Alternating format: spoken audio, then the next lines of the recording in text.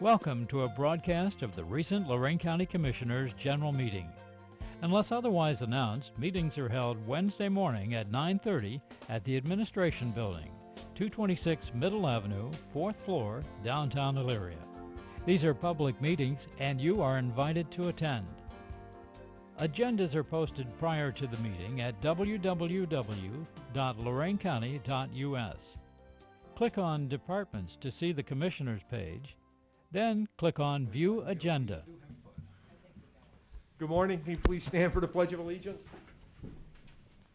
I pledge allegiance to the flag of the United States of America and to the republic for which it stands, one nation, under God, indivisible, with liberty and justice for all. Good morning. Welcome to the March 30th, 2011 Lorain County Board of Commissioners meeting. Commissioner Kokoski has the dog. One of my favorites, a little Chihuahua. It's a male. He's less than a year old.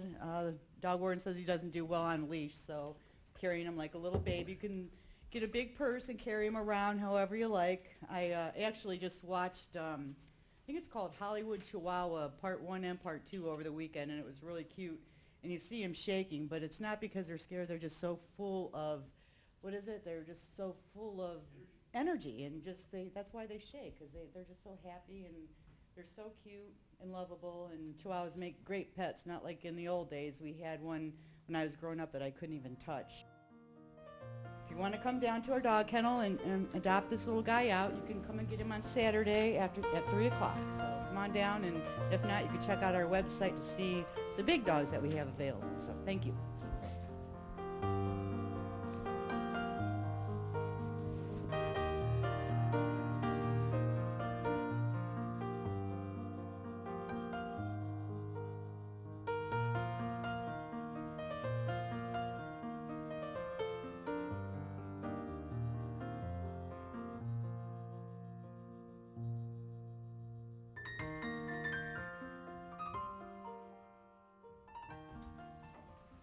Madam Clerk? Under Resolutions, number 1, Job and Family Services bills. So moved. Second. Discussion. Mr. Kalo. Aye. Ms. Koski. Aye. Mr. Williams. Aye. There's no investments. Appropriations. So moved. Second. Discussion. Mr. Kalo. Aye. Ms. Koski. Aye. Mr. Williams. Aye. Transfers. So moved. Second. Discussion. Mr. Kalo. Aye. Ms. Koski. Aye. Mr. Williams. Aye. No advances, no repayments, requisitions. So moved. Second. Discussion. Mr. Kalo. Yes, there were two for salaries and also for PERS that we need to hold. That's under appropriations. I thought that was under requisitions. No. Want to go back to appropriations? Yeah. Okay, do you want to still, Yeah, we can go ahead with the requisitions. you're seconding that? I'll motion? second the requisitions. Mr. Kalo. Aye. Ms. Koski. Aye. Mr. Williams. Aye. Okay. I don't know, did I didn't see if Mr. There's Williams had only signed the one- No, so only Ted signed the appropriations. One and,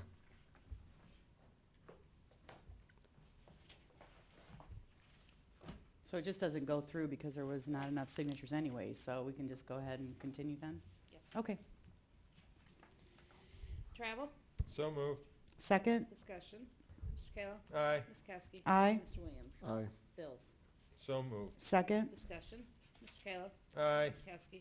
Aye. Mr. Williams. Aye. Under the Commissioners, authorize various personnel actions as indicated on the summary sheet for employees within the jurisdiction of Lorain County Commissioners. Mr. Cordez? Thank you, Mr. Kalo. I do have a potential new hire I want to discuss with the board at Gold Acres, but more importantly, I wish to discuss the labor contract with the Sheriff Deputies with the board. I have a proposed contract, and I need to go over the terms and conditions with you and review that. It'll take a little while because we're not really involved in those negotiations. It's an arm's length, so you haven't seen this before, or we haven't really discussed it before. Both of those topics are allowable under the Sunshine Law for executive session, so it acts at the conclusion of our regular board meeting today. We go into executive session on those talks. Thank you. Approving with the reading of the same in the County Commissioners meeting minutes of March 23rd, 2011.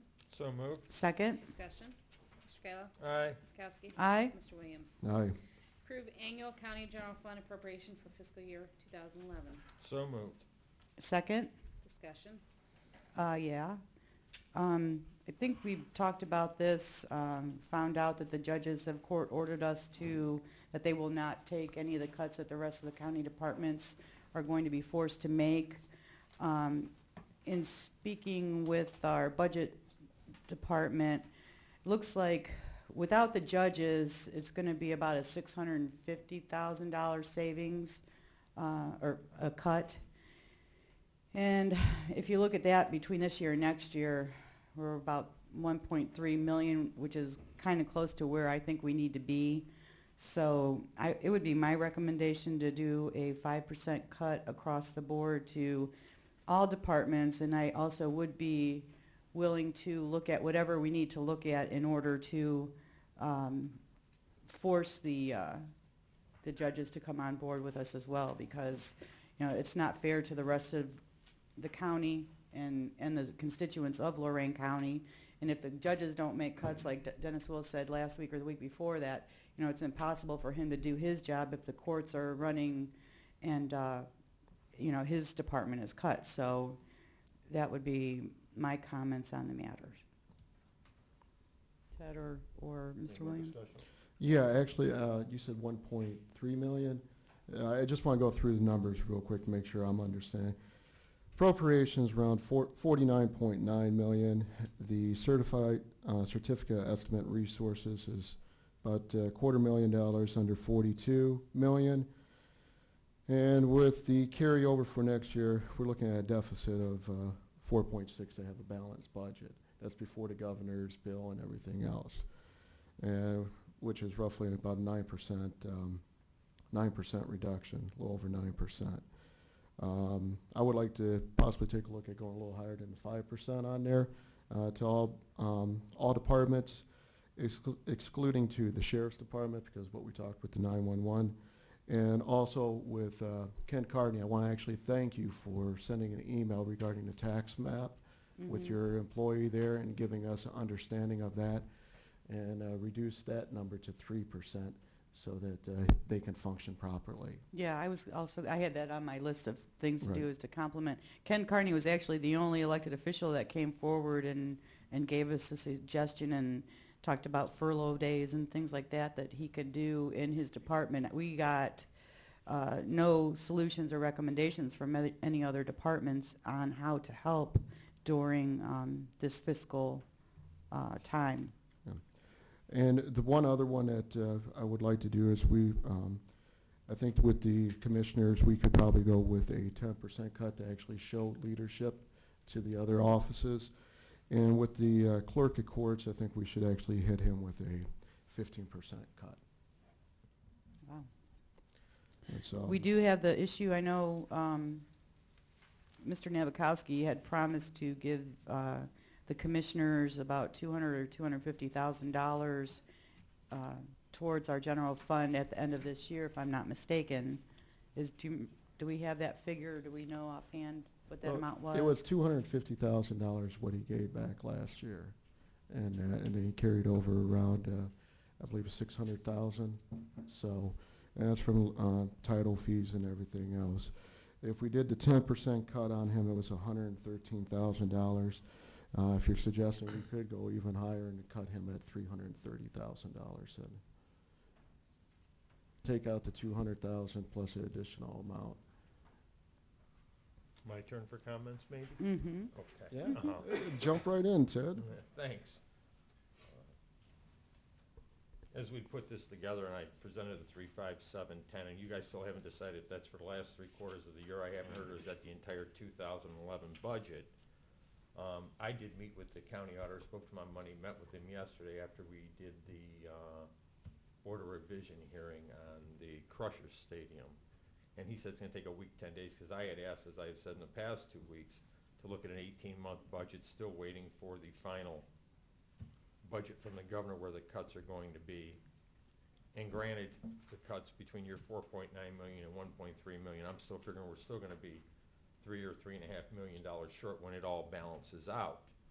I still think we need to sit down and work with the departments when we have a figure that the auditor can say is best guesstimate for the next year and a half to make these cuts currently and not meet with anybody. I don't think we're changing structure of government at this point.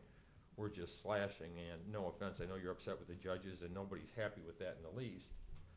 But again, you have to decide how you're going to govern. When we spoke 2 months ago here, Mr. Williams, especially in regards to Senate Bill 5, you said you didn't want to get involved with the legislators do their job and then we'll live with it, basically. Well, the legislature in the past and the Supreme Court has given the judges the ability, and I don't know where we're at on that. I'm sure Jerry Innes or Jim can fill us in.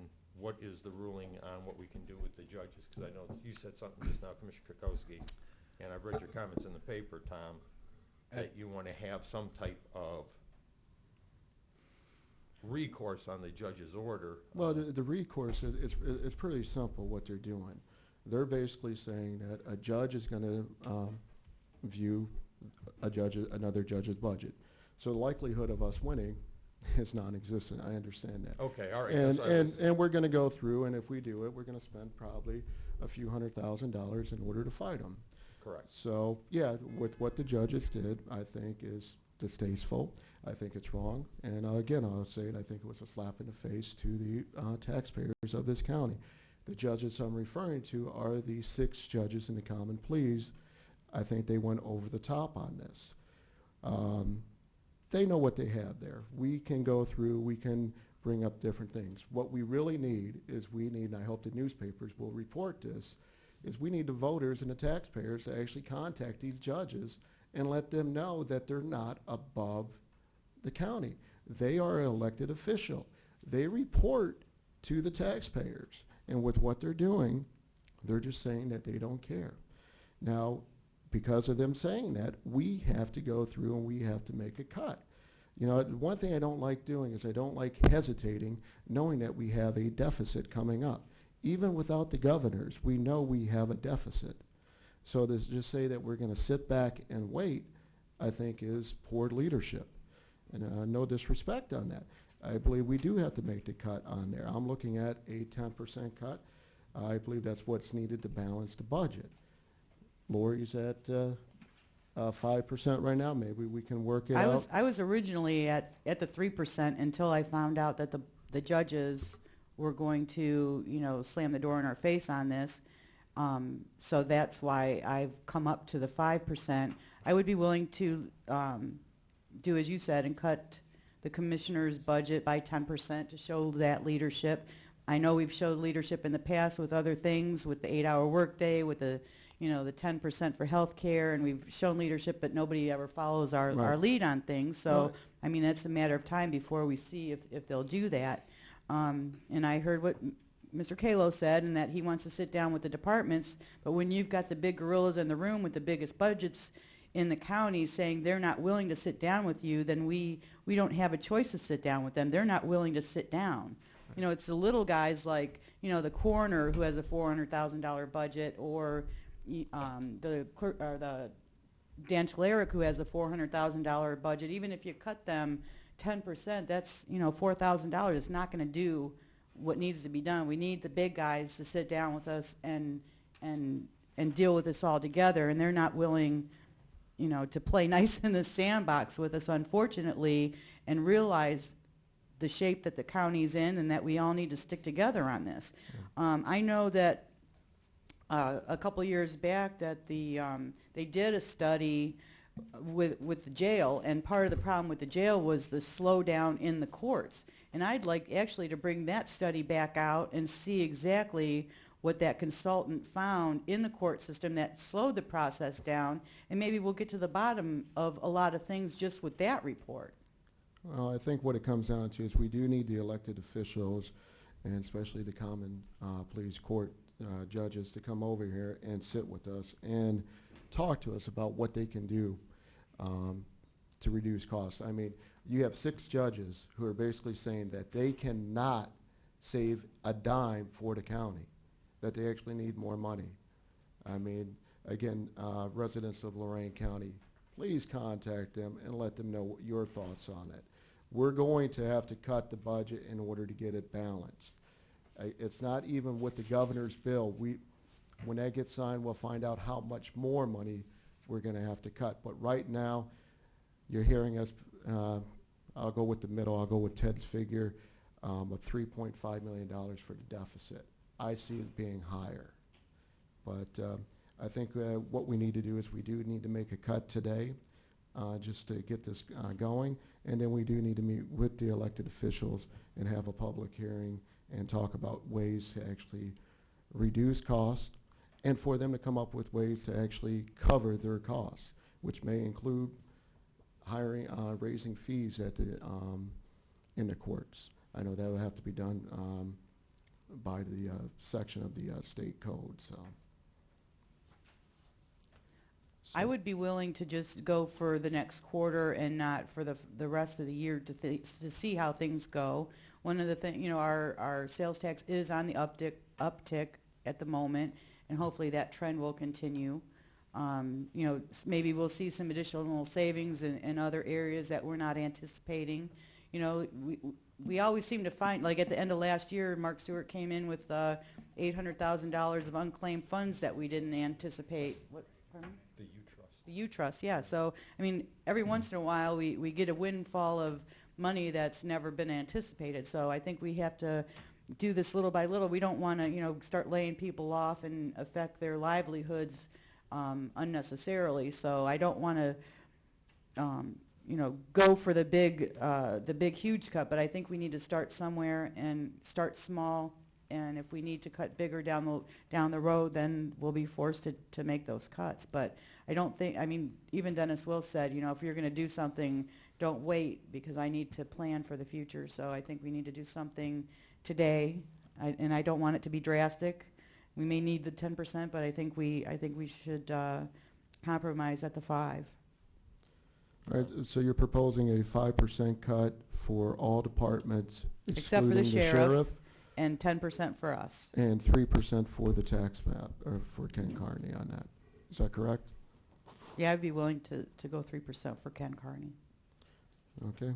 Well, I have a question yet, and the discussion's still open. Yep. So you're not looking to sit and work out how the departments are going to handle these cuts prior to just making them? Is that what the intent is? We gave them 2 opportunities last week and this week, and nobody seemed to want to come and address the board. Nobody sent an email other than Ken Carney to try to work things out or give us suggestions or alternatives. I don't think they're willing or wanting to work with us. Well, no offense, I just think this is sort of like throwing a water balloon at a brick wall. It makes a splash, but I don't know if it's really accomplishing anything at this point. Well, And if you're talking about if you're talking about just a 5% cut for the next quarter, is that what you brought up last? So far, yeah, until we see how things go. We may need to cut the following quarter another 5. I mean, we don't know where we're going to be at. Right, that's why I was asking for the time in meeting with Mark Stewart to get an idea of where our revenues are going to be. I mean, he is the best gauge for what we're going to have for dollars and cents in the county for the next year and a half. do you think and he's then going? moving forward. Do you Go think ahead. he's going to have $9 million though? No, I think he's going to have $9 million, not in the least. I Right. think we're going to have to do, but I don't think we can move the cuts forward till the other departments have an opportunity to figure out how they're going to live within those cuts, not just knee-jerk. It's got to be 10%. When we get done, here's what your budget's going to be. You've got a year and a half to live it out. What do you have to do to change the structure? Dennis Will was quite clear about that when he spoke to us. There's things I'm going to have to quit doing, implementing these cuts today. And whether it's 5% or 10% or however you're doing it, nobody's told me yet, is it total budgets? Is it just payroll and PRS? You know, just the personnel costs? Is it including supplies? Your proposal was a total cost, not just personnel. So it would be a total budget, not Is that just what you guys are personnel talking Yes. about? It's total budget. Total So budget. Well, that was your supplies and proposal. I just brought up numbers. Nobody got back with me, so I don't know what's been discussed or where you've been, so I'm asking. I want some clarification as we do this. Okay. So the numbers we have, Lisa, are the numbers based on the 3, 5, 7, and 10 is what's being worked off of? Is that what everybody worked off of, that same paperwork? Yep. Or are there Yes. different numbers? Okay, thank you. You're talking about a total 10% to the commissioners' departments? How am I supposed to pay 10% less rent when we got rent due? That's what, Well, that's Electric- been the electric- proposed budget numbers that Ted brought out a couple weeks ago. It's Right. always been a total cost. And I know we have fixed expenses that you can't cut, and I realize that, and that's when I kept saying, when you're cutting a 3% or a 5%, it's really a lot higher than that compared to what we've done in the past, because it's a total budget and not just salaries and PERS. Okay, Correct. we're recognizing that we pay a lot of the bills, we had a lot of contracts that are fixed. Just, That's what I'm asking, was that brought out in the meeting with the budget director? That was actually brought up in the executive session when I actually asked the question, can we handle a 10% cut? And the answer was given yes. I understood that we were working on the payroll budgets, to be honest with you, Commissioner. I didn't know we were working on fixed cost budgets. When we all been chatting for a number of weeks, that may have been my misunderstanding. I hadn't thought that we were talking about those fixed costs that have to be paid regardless. Elevator maintenances and all that. Well, some of that is, software. if we're talking about the staffing and things like that, if we have to take reductions, we have to take reductions. That's the board's decision, and I'm not in a position to argue that. I was just a little surprised when I heard that it was including all those things. We'll figure it out. That there's some issues that we really should explain that are fixed cost, Right. that can't be cut. So if we're looking at all of that, the cost cuts in other areas are going to be much more significant than would appear. 10% is way too lean when it comes to what will happen in the personnel end if we have to shore up the fixed cost with that end to make the number. That's all. That's all I'm pointing out. All right, that was my next. When you start talking about doing a 5 or 10% to the total budget, what are we going to be at limit? You haven't even given Mr. Cordez the time to figure out what would have to be chopped, sliced, and diced through our own departments. And now you're talking about a 10% for the commissioners. This is what you brought out 2 weeks ago. Yeah, we have to have discussion. Right. I was asking for what your views on the budget were. So would I brought out 5% 3, across 5, the 7, board 10. then? What about a 5% total budget cost for the commissioners? That's where I was asking for some time to meet with the department heads going across the board on possible proposals. They might agree to take a 5% on their personnel and payroll and maybe a 3% or a 7% on their supply accounts, and knowing we can't change what some of our year-long contracts are. Those are the discussions I felt we should have as we go forward on this to know exactly where the cuts can go on. And we aren't going to know that without the departments meeting with us. And I believe if you sit down with the Court of Common Pleas and domestic relations and probate, they can find some cost savings. I've got a list of cost savings. I thought they've already ordered their budget. Again, an ordered budget, there is still negotiation after the fact. Correct, Mr. Innes? Sure, you can still talk with the judges. I'm not sure with your motion, or you haven't made a motion yet, but I'm not sure when you said you were just going to exclude the sheriff and the engineer, are you saying you're honoring the judge's order at this point in time? I don't want to honor their order. Do I have a choice? Commissioners, I had talked to the prosecutors, and I met with the prosecutors yesterday with regard to that. Actually, at this point, if you'd like, Mr. Innes is prepared to brief you because this may involve some litigation with the courts, as Mr. Williams indicated. If you'd like to have a briefing on this, I'd like to go into executive session to do that, and he's prepared to do that. And I don't know Prosecutor Wills has arrived, but he was also going to be here to brief you on your options with regards to potential litigation and the laws on that, if you choose. Actually, but I would prefer to do it out here in the open. I think it'd be educational for the voters. How do you feel about that? Whatever the board would prefer to do. We can do it either way, just as a public meeting in litigation. Will it hurt us if we do end up in litigation discussing it out here, Mr. Innes? I'm going to provide you, I have passed out to the commissioners Supreme Court case that contains the legal analysis. I'm going to go through that legal analysis. It would be the same document I would give to the courts. So I don't have any problem going through that publicly. If you want to get into specific strategy discussions and that sort of thing. Right. That's not the kind of thing that should be discussed, out here.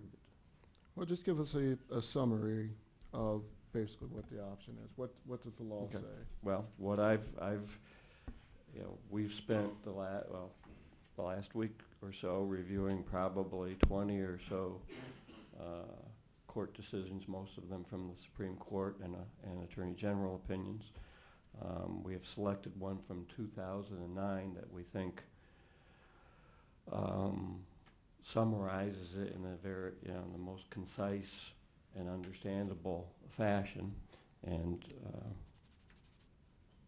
I can go through it reading it, what I've highlighted it, but I'll try to summarize it very briefly. Basically, it describes that the court has the inherent authority to order the funds that they need for their reasonable and necessary expenses.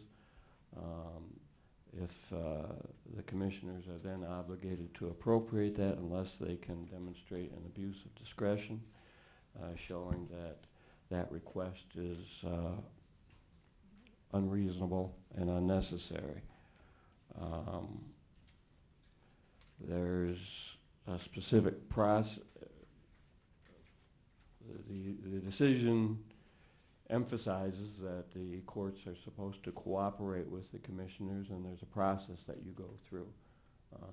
You are supposed to have a hearing and to determine whether their requests are unreasonable or unnecessary, so that you can make a factual determination. It's not supposed to be something where you just say, we're making across-the-board cuts for all the county departments. You're supposed to look through the judge's budget, identify specific expenses, specific requests, which you feel are unreasonable and unnecessary, and then again, make a determination based on those facts. But the burden is on the commissioners to find that they have abused their discretion. There's also a section in there that talks about undue hardship of the county, so the economy and the economic situation of the county is a factor, but it is not the sole factor that is to be considered. That's just one factor in the whole package that you have to weigh and determine, just like you would your own home budget. If you're deciding to buy something, you have to look at the fact that you may have had your pay and your wages cut, and that determines what is reasonable for you to expend monies on, and that's basically the process that you have to go through. Well, when it says reasonable and necessary to do court's administration of their business, the courts are mandated to hold court. What about their programs? Are those considered court business also, or are those just nice to have kind of things that the court wants to have to provide, certain services that may be beneficial to our residents but not mandated? Just like, we don't have to have a community development department, but it's good to try to create jobs in Lorain County. You know what I mean? It's like, where do you, what's natural business or mandated business? A couple of those things in the domestic relations requests, and I specifically talked to Commissioner Wiliams about those.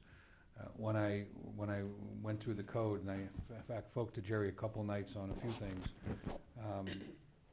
it did indicate that those services like pathways and group homes needed to be funded if the courts decided that those type of services were required for especially with juveniles. The juveniles was the strongest part of all of those requirements and regulations. Uniquely, there was a section in the code that actually had the judges required to go to the appellate court and file with them, and they were supposed to, under these regulations, prove that the board, that they needed these monies, and the board was wrong not to appropriate them. But like most things, the court found that section of the code was unconstitutional. It's still in the code, but the Supreme Court has said it's unconstitutional, and the legislative bodies never changed it. Mr. Innes looked that up to find that it's still an active section, but non-enforceable due to the court's rendering of it being an unconstitutional section.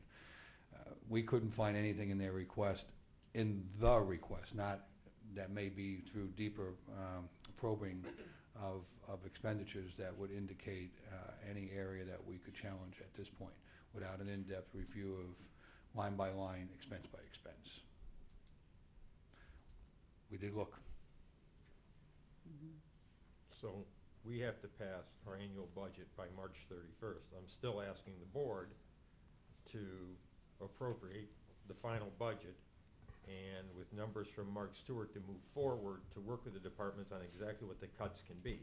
To do 5%, 10%, 15%, and still hasn't been decided if it's going to be just personnel, PRS, workers' comp, the payroll cost, or if it's going to be total based on our entire year's appropriation, every department, without taking into account the yearly contracts that we already have. I don't think that leadership part you brought up is being used to its fullest intent. I think we're asking for a problem there without having it totally broke down. Like I said, I brought this out a couple weeks ago for discussion points, talk about where do we want to go. And, you know, and both of you working on it, that's fantastic. I'm not arguing that in the least. But again, when I ask the questions, where are we going to take this from? What is it going to hit specifically? I think that's where our budget director has to be keenly involved in this, and also our county auditor and the county administrator, because he knows the fixed costs that are going to have to come out right away. So that 5% or 10% cut could turn into 20 or 22 or 23% after we pay all our contractual services. Is that a crazy amount of number, Mr. Cortez? I'm in a little bit of a conflict. I misunderstood what we talked about, and I've said that. I don't, it may be higher on the payroll end to make up the other end, but we'll do what we have to do. It's again, my misunderstanding. I want to make that clear. I had been working off the payroll sheets and PRS and healthcare and things like that. And, when I asked for it, I had asked for total budget. What's the total appropriation? Let's work off of that. We got a quarter done. We've got 3 quarters left. How are we going to take our cuts? I'll figure it out. Well, you know, we were just kind of caught me off guard a little bit with the Ken Carney thing, and I do, again, I appreciate what he did. Do we then, just because he came up with an idea, decide not to cut him as much because nobody else came up with anything? Because we could actually say the same thing for our departments. We closed down telecommunications, we closed down office services, we've come up with ways of cutting costs, you know, doing the 8-hour workday. So we already have done a lot of things to help with the budgetary problems that we're facing. So then we're going to turn around and beat ourselves up again by taking a bigger cut than everybody else. So maybe that's not the best idea, now that I've thought it through a little bit further. I mean, if this sounded good at first, but with more thinking on that, I guess my question is, you guys you're proposing a sales tax increase, right?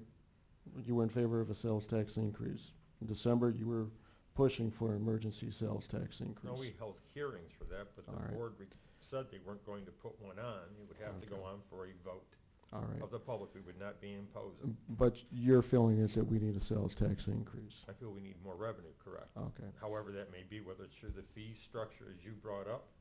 You know, I don't know what all these departments are allowed to raise in fees or not raise in fees. I'm not the county auditor or the county treasurer or the courts, so I don't know what they can raise or can't raise. I know they've been working out of special funds to pay personnel the last, I mean, this will be our, 5th year of doing cuts, so I mean, it's not something we're not familiar with. Well, my thing is, we're in deficit spending. We will be next year. And if we continue to wait, how are you going to go and how are you going to look at the taxpayers and tell them that they should vote for a sales tax increase to get those additional revenues when we're not willing to make the cuts today? Again, you can suggest whatever cuts you'd like, Mr. Williams, but I'm saying we haven't gone through the process of exactly what we're cutting. These numbers to have discussion. That's what we're having right now, and what the fallout is. Our county administrator just said you've suggested 10% to our county departments, which Commissioner Kokoski has agreed with you to. No, Well, you'd said you would agree to 10% cuts. no, 5. No, 10% to our own. Oh, our So own. You said to our own. Apparently no dialogue with our county administrator about that 10% on the total budget, which it says on the total budget, and what effect is that gonna have on county government? Well, we did have those discussions, but Mr. Cortez said he didn't understand those discussions.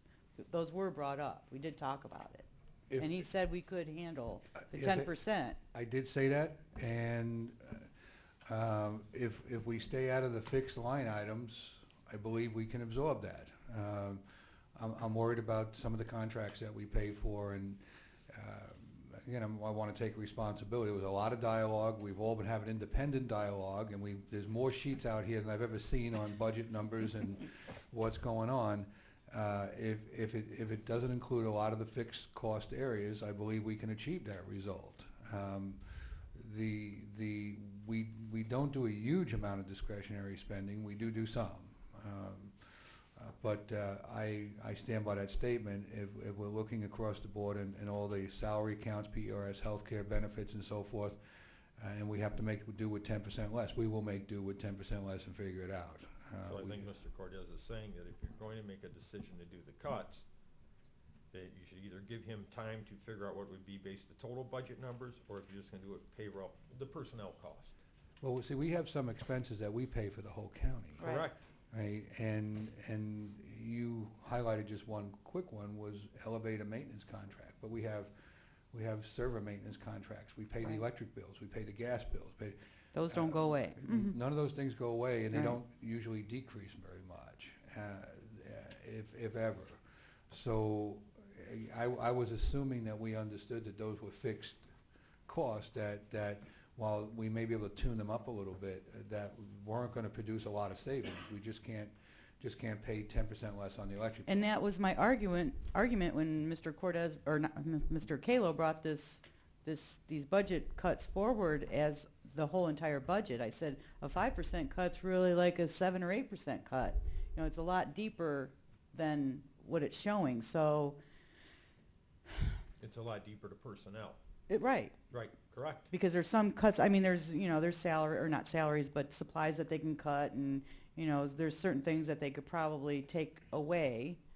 So maybe it would be less burdensome and easier to swallow for right now to just do a 5% cut across the board to personnel, to all departments, excluding the sheriff, as long as he decides and we agree and everybody's in agreement to combine the dispatch and 911 services, so that we can have a cost savings there in his department and still be able to add 3 road patrol. Jim, you feel that we could do a 10% on personnel? Yes, sir, I think we can. Okay. So I would say to commissioners, we do a 10%, 5%, excluding the sheriff. And then Mr. Carney, under the proposal, was that the total fund, or was that just personnel on yours?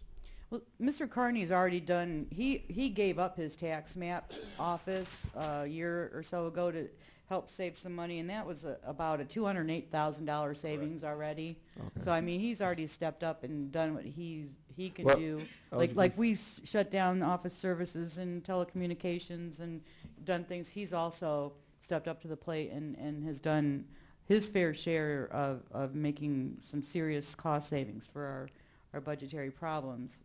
And we appreciate that, but I think he said he has some opportunities to continue to save some money over in his department. And I would like to actually ask Jerry, because Mr. Carney mentioned furlough days. Is your employee a union employee? No? Okay. So we would have some union and civil service problems if we were to do furlough days for our bargaining units and civil service employees? I would like to respond to that. Under our labor contracts, we don't have furlough language. We would have to conduct layoffs. They can accomplish similar results. They're just more time consuming, but but we do still have layoff ability. We just we didn't achieve the furlough language into the contracts during the last round of negotiations. I haven't looked at the new Senate Bill 5 that came out of with the changes, and I know it's being voted on today. In the old one, though, I did not see a renewal of the furlough language that expired June 30th of this year. That said, I don't know if they're going to pass continuing legislation on that particular issue. Excuse me, I believe it's in the budget bill, the ability to do that. It's in the budget bill? I think it's in the budget Okay. bill. You know, Only for civil service, not for bargaining unit employees? that would be accurate, because you cannot unilaterally just add something to a collective bargaining But you agreement. can effectuate the civil service employees You could, if they pass it in the bill. right, so you still have it till June 30th, because it was a 2-year modification to the law.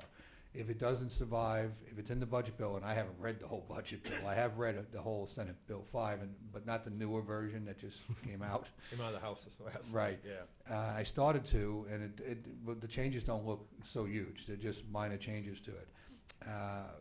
But I have to look and see if it's in the budget bill. If it's there, then we'll have that for future use with non-bargaining employees. Clearly, when Senate Bill 5's, there's going to be some issues with the bargaining units and the contracts that are still unresolved, and it may be that language gets put into those contracts as they come forward. So you have two answers there. Okay, so we're going to propose 5%. Again, I just want to point to the engineer. 5% on a tax map, is that for personnel? 3, okay. So 5% across, 3 for the tax map, and 10 for the commissioners. Personnel. Personnel only? Personnel, yes. Okay. And I do see Don Bates is in the room back there, and that veterans is also not part of the budget cuts because we are not allowed to cut the budget for the veterans, so. Okay. And the common pleas, domestic relations, and probate court, including the movement of money that the judges, the indigent fees and professional services that we kept in an account, has that been moved over? I know you have to get this done today, Lisa, because you have to get it submitted, so No, if you want me the to board look has at to give her some direction so she can get done what she has to do so we can submit. Let me ask you a question to the prosecutor.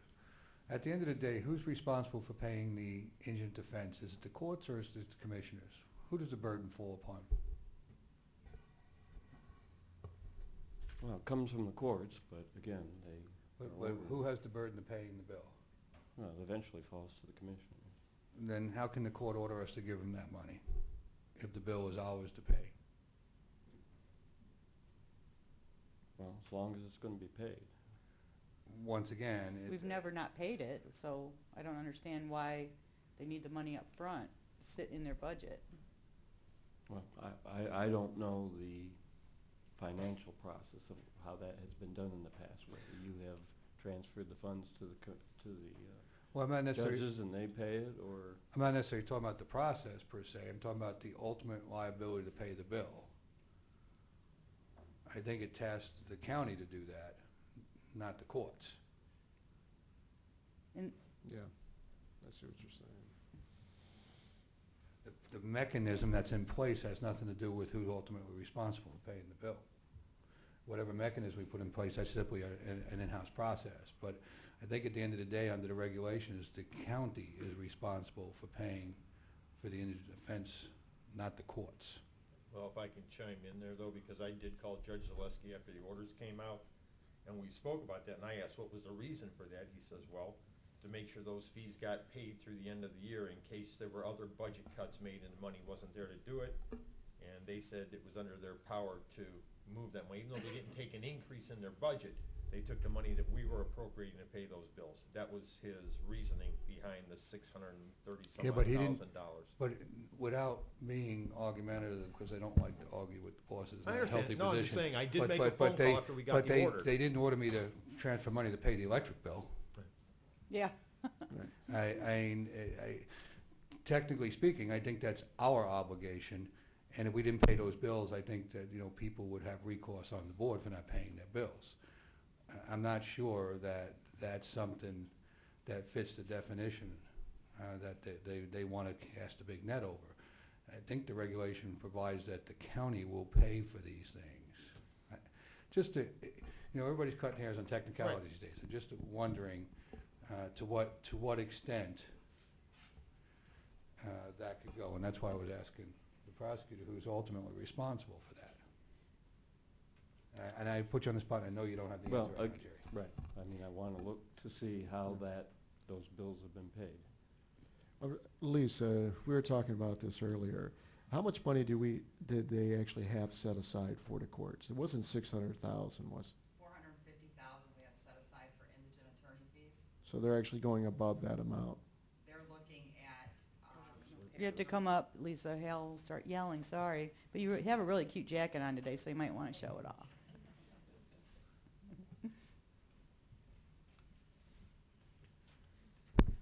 For this year, we actually set aside 450,000 for indigent attorney fees,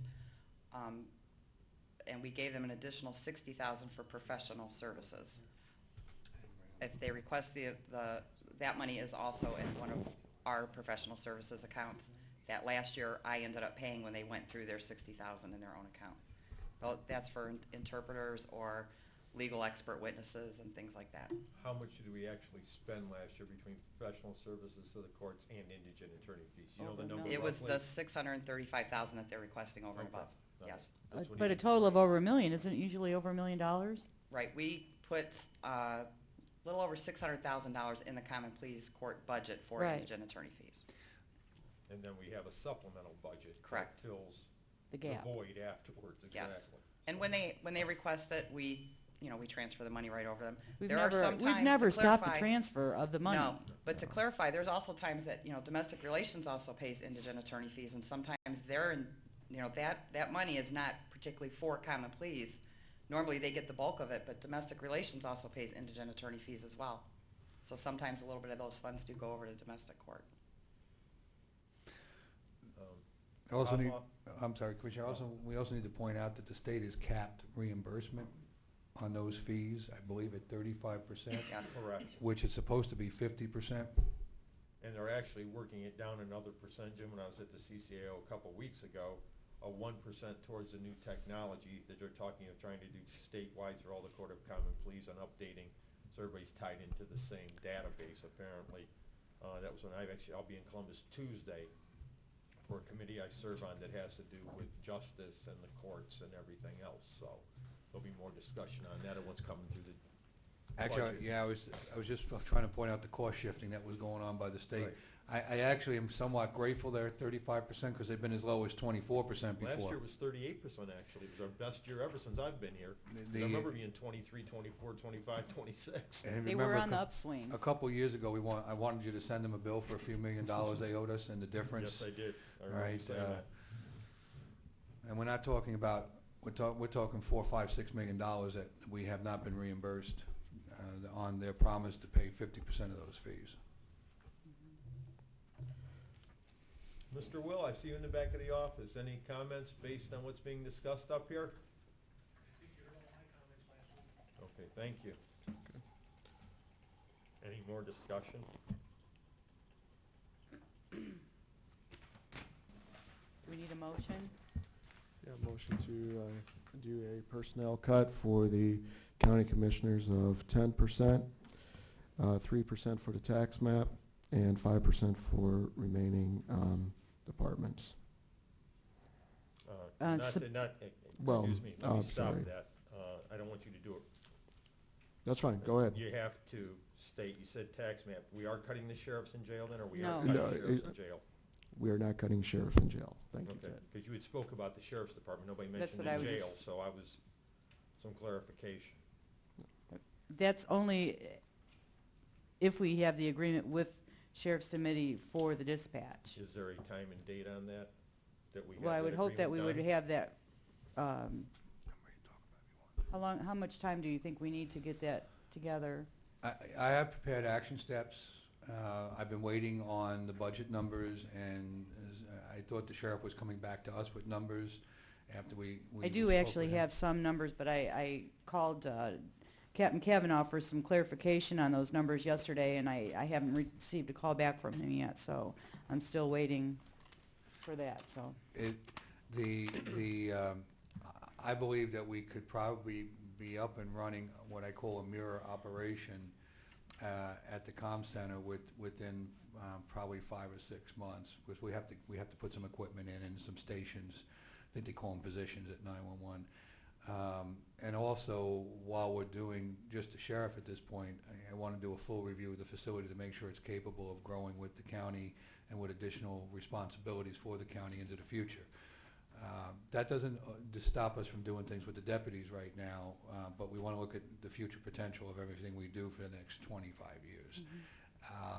So I think we can be running mirror operations. That said, the sheriff would simply switch his operations over to 911, and they'd be running together concurrently, but still providing separate functions, and then we would take a few months and blend those functions together as we reorganize the staffing and management and procedures at the center. I have a 14-point plan that I'll share with you that's in draft form, and I need some comment from the board, but I'm prepared to do that once you make arrangements with the sheriff. Well, to continue that, so we're not looking at any savings until the fourth quarter, then probably the year before, combining and using funding out of 911 to do dispatch? It depends on how prior fast to?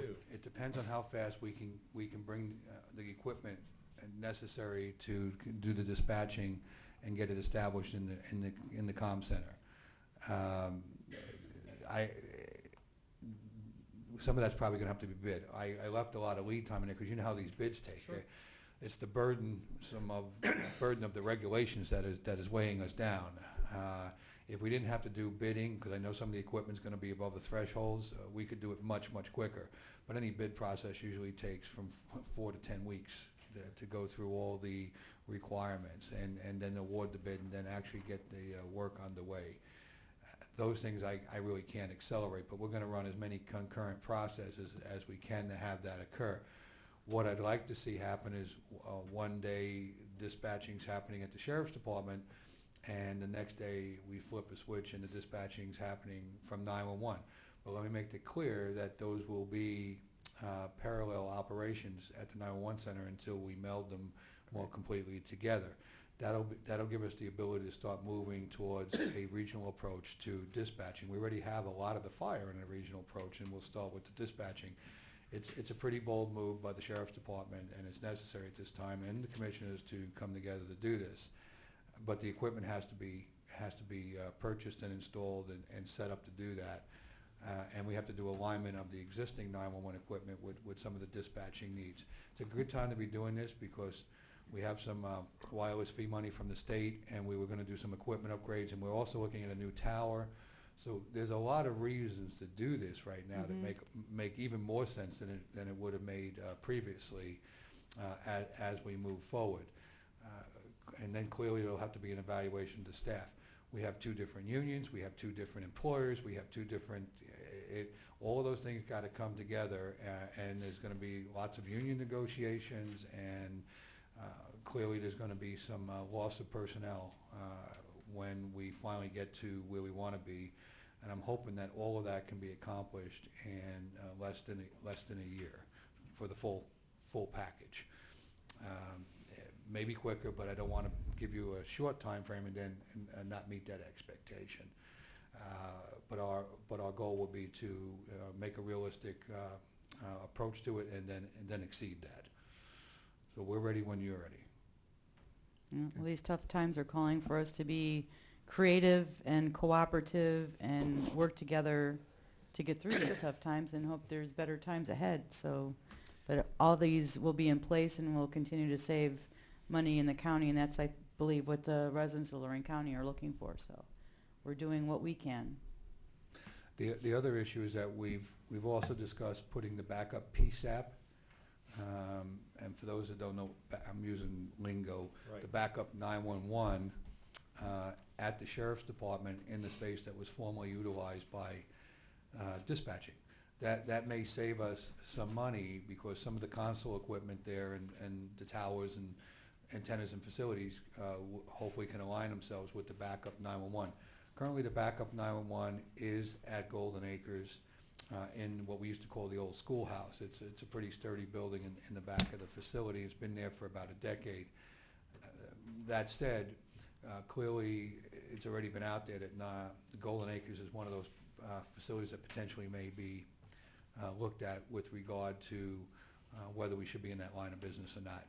And if we wanted to exit the county home business, we would have to have quite a bit of lead time on establishing a new backup 911, and that takes time too. Again, lots of things are aligning here that make a lot of sense to be doing this right now. Do we, There's still a motion on the floor. okay. I don't know, that's what I was going to ask. There's Is there still a a motion? motion and There's there's still a motion discussion, on the so- floor for the 10%. I have, Can we Commissioner, have the clerk read it so Personnel- it's proper? excuse me, Commissioners, Hang on.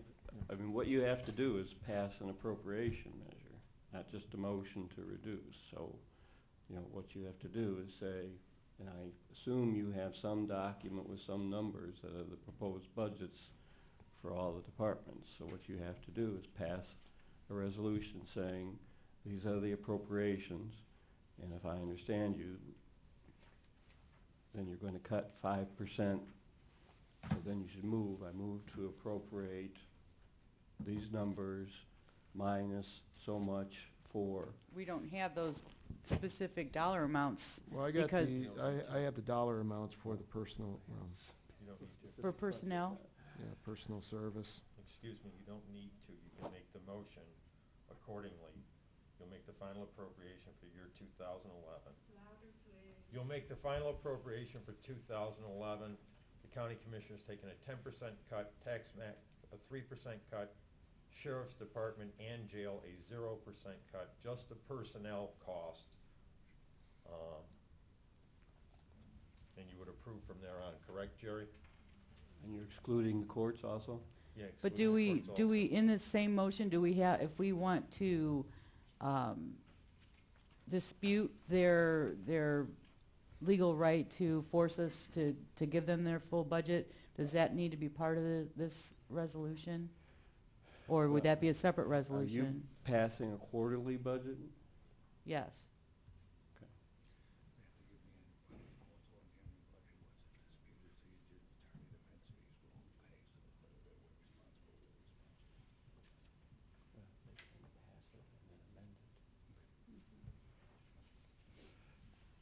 My suggestion, well, yeah, what you can do is you can pass the budget that we have suggested. If you want to then go through the hearing process that I described earlier, we can conduct those hearings and then you can amend the budget to deduct those items at a later time. Okay. The budget is a living document. Correct. It's so we can change it weekly if we so choose, by action by the Board of Commissioners, so.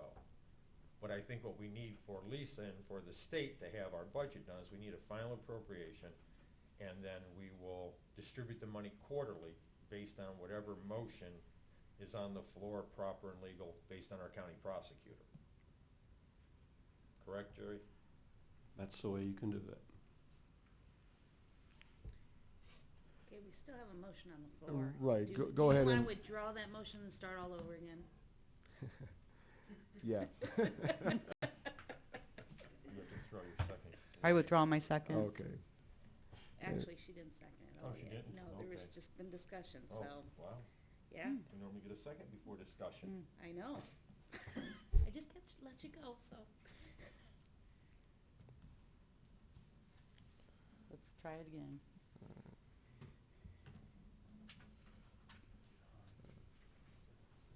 They need to pass a motion to adopt the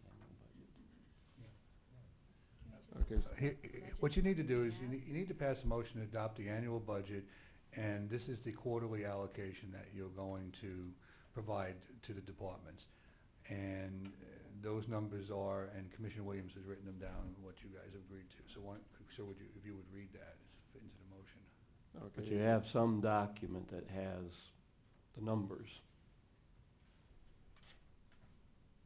The original appropriation, that one do we need? This one here? Okay. which is the bottom line figure, which is not changing, correct? Yeah, Bottom line number is not changing. So we're going to approve Please, the Lisa, annual appropriate resolution. give me one more second here, Teresa, so Okay. we have Lisa to get the clarification, so we're doing this proper. Okay, the annual appropriation that you will pass will be the $49,919,198.22. That bottom line will not change. It will change within the body of this document because we are going to be putting the cuts forth that you have just decided to put through.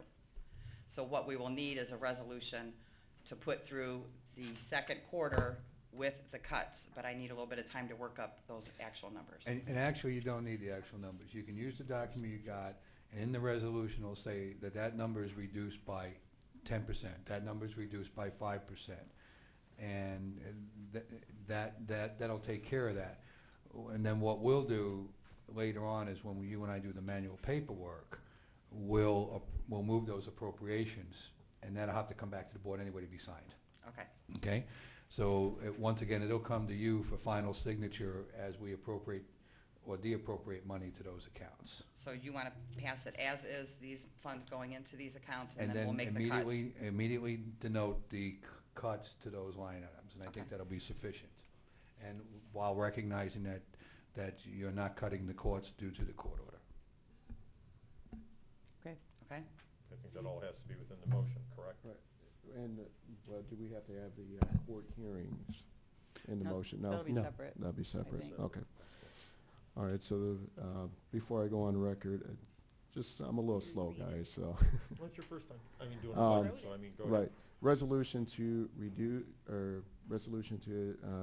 the budget with the stated departments, and then to accept the court order, Do you wanna is read that one? correct? You make a, She has Do you want me to read one? what she's got so far. Yes, you're close, Commissioner, go ahead. Okay, Commissioners approve the annual appropriation budget in the amount of $49,919,198.22 for the second quarter, and to cut personnel costs and the Board of Commissioners by 10%, 3% in tax map, 5% all other departments, excluding the sheriff and jail, and no cuts to the courts due to the court order. And no cuts to the veteran services also. that was perfect, Is that good? that's good. And I'll second. Any further discussion? Mr. Williams? Aye. Ms. Kowski? Aye. Mr. Kalo? No.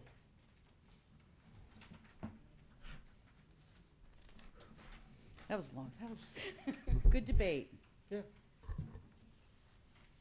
Madam Clerk?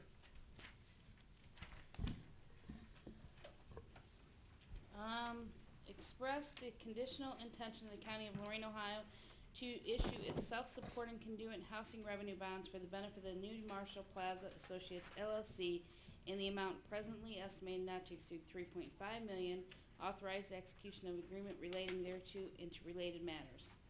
So moved. Second? Discussion? Yeah, Mr. Cordez, now when we do this, because this is just a supporting New Marshall Plaza Associates, as we've done in the past. Hang on a minute, That's all I right, have you're so much fine. paperwork Number and so 12, many I numbers, understand. I have No, it that's now. fine. Number 12. Yes, these are conduit bonds for low housing. Right, my question being, though, are we going to do the TEFRAs through the county commissioners, or are we going to move it to the Port Authority for the conduit bonding? We can do it either way that the board would like. Well, I know Lorain Catholic went through the Port Authority on the TEFRA hearings. They so were I didn't- using economic development bonds, and I'm not completely sure on the low housing bonds, low to moderate housing bonds, that we can do it through the port. If we can, we will, because that unburdens this board with the TEFRA hearings. So I'll get back to you on who can do the TEFRA hearings. We can do them. We're going to do them in the future. We're going to have a requirement to do them. Correct. So if I could let you know. Yeah, that's fine, just for information purposes, because I know I talked to Mr. Romancic and Pat last week on it, on where we were going with it. so. Actually, I called Mr. Metzger yesterday. Did you get my message? Okay. Well, my question was the same thing. Why is it not going through the Port Authority? Secondly, where is this located and whose project is it? Marshall Avenue and 23rd Street approximately in the city of Lorain. It's the same group. The Orleans Group is the parent company, and we just did one in Elyria with them a couple of years ago. That Kingston or whatever? That's all. 1927. Yeah.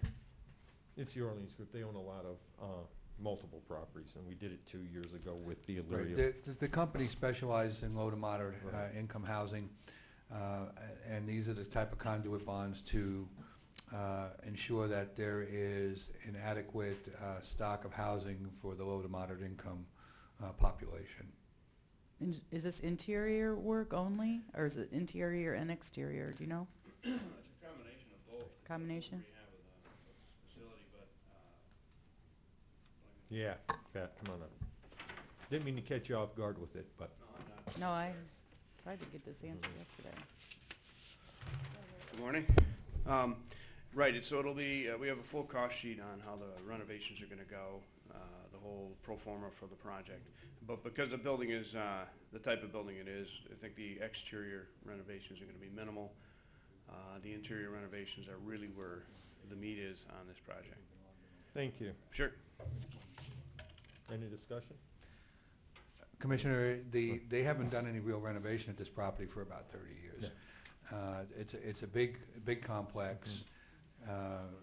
The bond issuances have been vetted by both our bond counsel and their bond counsel with Squire Sanders with regard to safeguarding all the county's interests. So all the due diligence has been done and been signed off on by those people that we have responsible for ensuring and safeguarding our rights. Yeah, as a conduit, we have no fiscal responsibility to this. There's at the end of the day, there's always a minor amount of responsibility, but on conduit bonds, it's so small. But you don't want your conduit bonds in default either. Right. It doesn't reflect well on our community or the county. With regard to financial obligation, they're nil. But this allows them to use tax-exempt bond issuance, which lowers the cost of borrowing, which incentivizes them to invest in these type of projects. Is that And what about our accurate, GO? Mr. Does this Metzger? affect our GO? It does not affect our GO. Well, it also gives them access to additional state funds that don't impact us to help build Right. private finance. Thank Okay. you. Thank you. Madam Clerk? Mr. Kayla? Aye. Ms. Kowski? Aye. Mr. Williams? Aye. Under Workforce, approve and enter a lease agreement with WDA for 19,890 square feet of finished office space at 42495 North Ridge Road, Elyria, retroactive to July 1st, 2010 through June 30th, 2011, at a total rental amount of $104,629.11, payable monthly at $8,719.09, which is based upon per square foot cost as determined in space cost report compiled with Maximus. So moved. Second. Discussion. Mr. Kayla? Aye. Ms. Kowski? Aye. Mr. Williams? Aye. Under the engineer award contract to Gregory Trucking Elyria in the amount of $92,362.50 for the limestone aggregate for the highway department. 4 bids were received March 18th, this being the most responsive, complying with specifications, and the engineer's estimate was $110,000 to be paid from the MVGT account. So moved. Second. Discussion. Mr. Kayla? Aye. Ms. Kowski? Aye. Mr. Williams? Aye.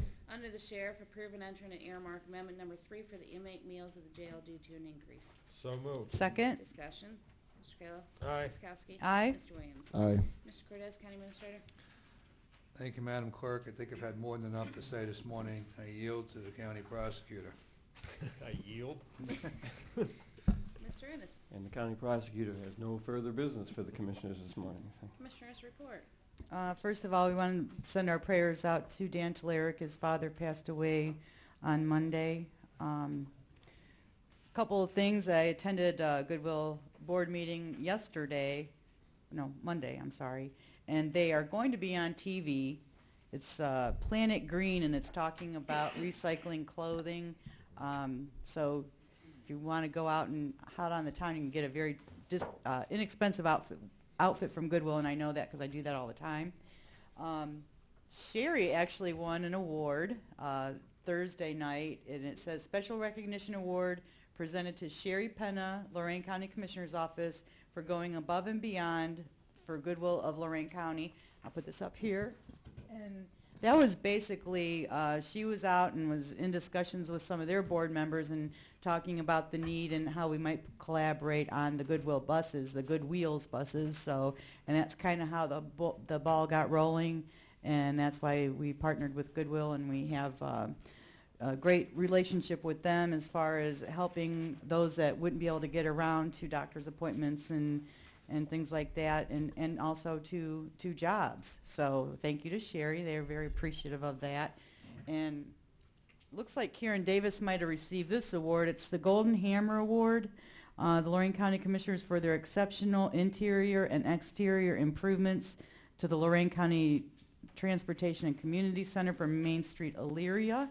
So here's another. That was actually, she was the president of Main Street Elyria, and the board was nominated, and she accepted it on behalf of the board. So it's for your work at the Transportation and Community Center. Awesome. And then I just want to say happy birthday to my babies, Jordan and Joe. They are not babies anymore. They're full-grown men at the age of 21, and I can't believe they're 21 years old today. So And happy still birthday. 29. Yeah, no, Yeah. 40. 40, that's right, 40th birthday. Gosh, it's going to party. look bad every year, and the older they get, you know, it's going to look like I had them when I was 10. So I think that's the end of my report. Thank you. No report. Actually, we got a young journalist here. Just want to kind of point her out. Kelly, you have your sister here that's shadowing you for the week, correct? Yeah. So I just see her back there doing the report. Just want to welcome her to the meeting. Welcome. She's like, I don't want to go up there. Don't. And a report. Madam Clerk? The only question I have, since, unless we're gonna rework it, the 2 appropriations that were not passed, which we're gonna have to do anyways. With cuts, though. They're going to make up new ones, I believe. I think Okay, she's and going to then we'll draw have up to a do new them one. afterwards. Right. Mhm. Okay. Board correspondence. Move the reading be waived. Second. Discussion. Mr. Kayla. Aye. Ms. Kowski. Aye. Mr. Williams. Aye. Public Any- comment. Anybody wishing to address the board this morning? Good morning, Shirley. Good morning. Shirley R. Johnson Oberlin. Does that mean I don't have to do that? Yes, because there's a lot of Shirley Johnsons, so. I know that, and there are even some more Shirley R's. But they don't do what I do. No way. I just wanted to point out that now that this budget, a temporary budget or appropriations has been filed or passed, that I want to be sure that at some point we know what the consequences of these cuts have been. In other words, if 6 people are gone from such and 10 from such and such, what that means. The other thing I think whether the court has agreed or wanted to come in here or not, I think it would be smart for the court to let us know what it can't give up and what it means to the community. And the third thing is I want to remind everybody that indigent fees are an important part of our constitutional rights probably, that if you don't have them, people do not get representation. If they don't get representation, they don't get proper due process, and they don't get equal justice. And I want you to have that in mind. Thank you, Shirley. Thank you. Anyone else wishing to address the board? Don?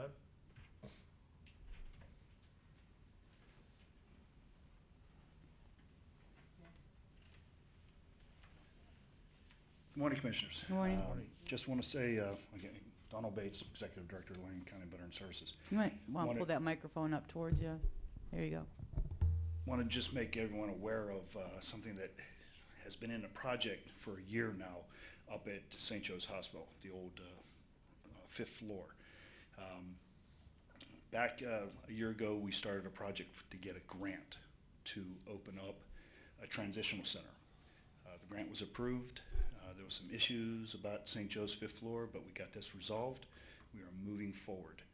This facility is going to be named Valor Home, Lorain County,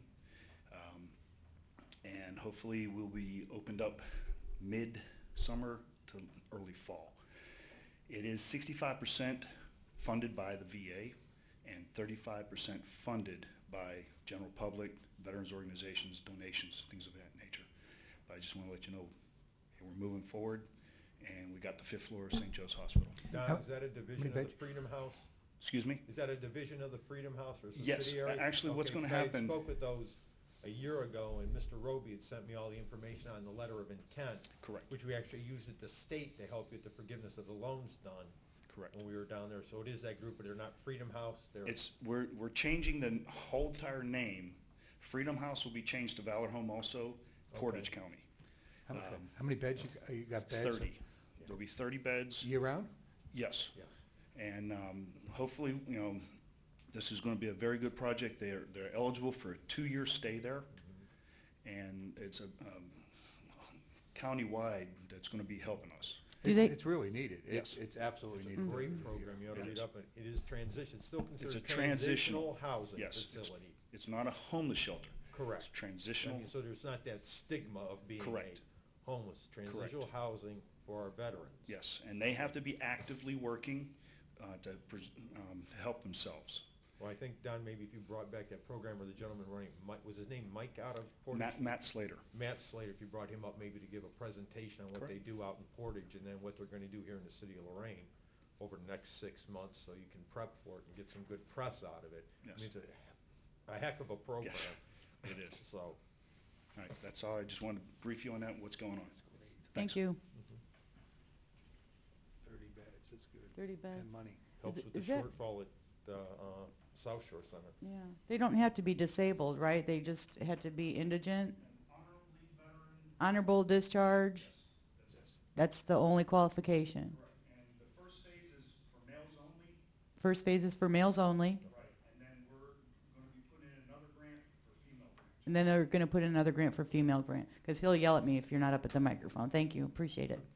How come he gets to yell at you and I don't? He's got the camera. Yeah. He can edit, you can't. Oh. Anyone else wishing to address the board this morning?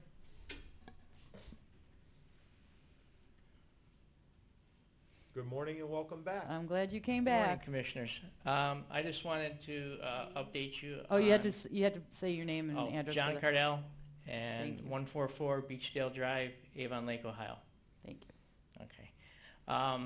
I wanted to update you on what's going on with the grant and a little bit more of the details that Goodwill is proposing for the program. What we're working on is Goodwill is going to provide 8 positions, full-time, minimum wage, $7.40 an hour, for 4 months. So that equates to about 24 to 25 individuals a year. The grant's for 4 years, so we're looking at about 100 people. Of their full-time status, what they're working on is that 6 hours of the day will be spent actually doing work for Goodwill. The last 2 hours will be spent on classroom training, education, and case management. We're partnering with County Mental Health, with LACADA, because they're going to have, if they have a mental health illness or they have a substance abuse problem, they're going to have to stay clean and stay on their medication to be part of the program and to stay with it. We're also, I just met with Children's Support Services. The grant requires that we have a specific memorandum of understanding with them where anybody in the program has to address their back child support. So that's being taken care of. To the gentleman who just spoke, veterans, according to the grant, will be given preference, but the individuals who take part will be put into a lottery, and then they will be chosen according to how the federal government wants the lottery run. So that's where we're at with that. I'm not sure what the official protocol is for requesting a memorandum of understanding between the county commissioners and the coalition. If somebody would let me know. If you would, Cindy Strozak's at the back of the room, if you would make sure we hook up with her, you and I can have those discussions and get that done, and then we can get it to the board. Mm-hmm. Great. But the grant is about 80% done. We're working on getting the budget detail done now. Bob Reese from Goodwill is putting that together. The narrative is in a rough draft form. I'm going to be sitting down with a couple people that have experience in writing federal grants to see that we've, crossed all the Ts and dotted all the Is, and that it's in the proper form. But, Hopefully this is the first of more grants to come, correct? As long as Yes. we have this coalition in place, then we're eligible to go after more grants, correct? As long as the coalition's in place and we have current memorandum of understandings between the partner agencies that are part of the coalition to show the federal government that we are working together to address these issues, then we can apply for more grants, under whatever the grant is, addressing, okay? With that, it can be like if there's a substance abuse section of the Second Chance Act, then LACADA can put in for it, and with the agreements that we have, they have the coalition, they're part of the coalition, they qualify. And they said that they're projecting now that this year there's going to be over $100 million in the grant budget. So all it takes is for myself and the coalition and all of our partners to sit down and work on the grants. Yep. Make sure we get everything worded right. Awesome. Good luck. Got good people working on it, that's for sure. Yes, a lot of good people. Yes, thank you. Thank you. Anyone else wishing to address the board this morning? Make a motion to move an executive session as outlined by the county administrator and the county prosecutor. I'll second. Mr. Kayla? Aye. Ms. Kowski? Aye. Mr. Williams? Aye. This has been a broadcast of the recent Lorain County Commissioners' General Meeting. Unless otherwise announced, meetings are held Wednesday morning at 9:30 at the Administration Building, 226 Middle Avenue, 4th floor, downtown Elyria. These are public meetings, and you are invited to attend. Agendas are posted prior to the meeting at www.loraincounty.us. Click on Departments to see the Commissioners page, then click on View Agenda for a printable copy of the agenda. Carpooling, a great way to save on fuel, tolls, and parking. Serving 13 counties, secure and safe Ohio rideshare makes it easy to connect with carpool partners safely. You control information shared. Discuss your destinations and needs through our safe site. Carpooling reduces pollution and traffic congestion, while it lowers stress and gives riders time to read, work, sleep, socialize. 1-800-825-RIDE or register online at ohiorideshare.com. Point, click, ride.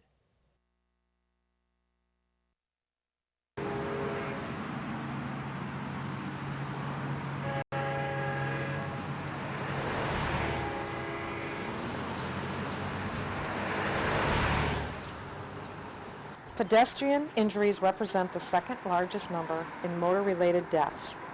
In the current report by the National Highway Traffic Safety Administration, of the 812 traffic fatalities for children ages 5 to 9, almost one-third, that's 254, were pedestrian fatalities. These numbers were just very staggering to me in this office. Most of these were from pedestrian crossings, children not educated in crossing streets where there are sidewalks and obviously stoplights, or where there are no sidewalks and there are stop signs. So basically, it was based on the fact that they aren't getting proper education, or they hadn't any education on how to cross streets with sidewalks or without sidewalks. So that's what really got us motivated to look into this and do something about it. County enters